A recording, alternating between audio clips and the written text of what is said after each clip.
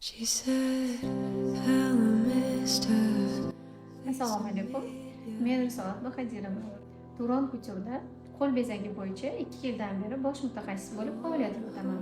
Hamda Turon Fashion Factory'da xotin-qizlarimizga qo'l bezagi bo'yicha noldan dars beraman.